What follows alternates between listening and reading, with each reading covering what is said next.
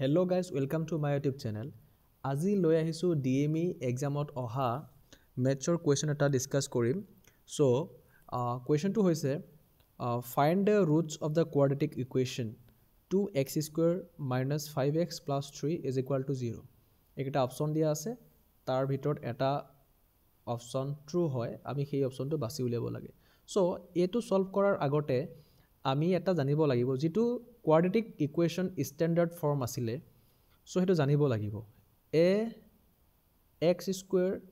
plus bx plus c is equal to 0 এটো হল quadratic equationৰ standard roof হল। এতিয়া ইয়াত যদি আমি roots উলিয়াবলৈ যাওঁ x is equal to আমি জানিব লাগিব minus b plus minus root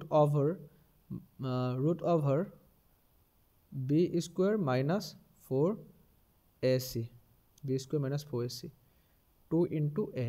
এটো জানিব লাগিব। এটো হল মেইন যেটো quadratic equationৰ standard form এটো আমি জানিব লাগিব। কিন্তু আমি যদি ইয়াতে ফেক্টৰাইজেশ্যন কৰিবলৈ ট্ৰাই কৰো যেটো উৎপাদক বিশ্লেষণ কৰো আমি হেতু যদি কৰিবলৈ ট্ৰাই কৰো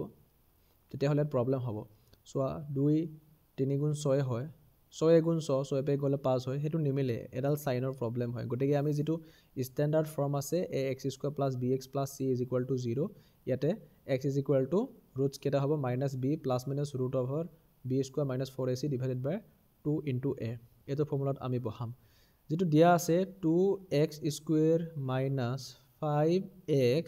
plus 3 is equal to 0 দিয়া আছে। আমি যদি কম্পেয়ার কৰো ax square plus bx plus c is equal to 0 যদি আমি কম্পেয়ার কৰো ইয়াতে a is equal to 2 b is equal to minus 5 c is equal to 3 therefore x is equal to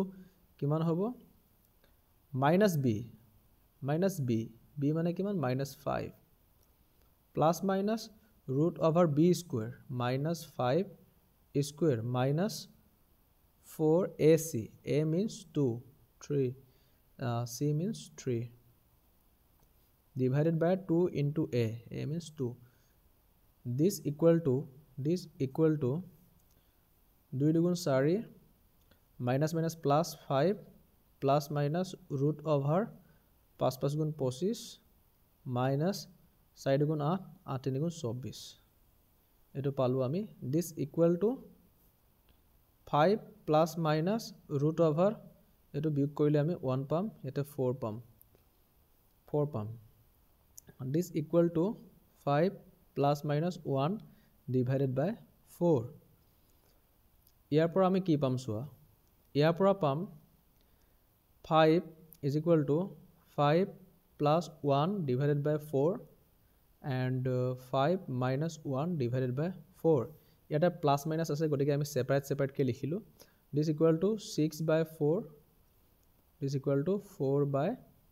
4 this equal to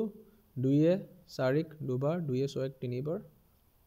1 গতিকে আমি roots কেটা কি পালো 3 by 2 আৰু 1 পালো। এতিয়া অপচনত চাও 3 by 2 আৰু 1 পালো 3 by 2 আৰু 1 3 by 2 option b is the correct 1 and 3 by 2 আৰু 1 3 by 2 আৰু 1 গতিকে b is the correct thank you very much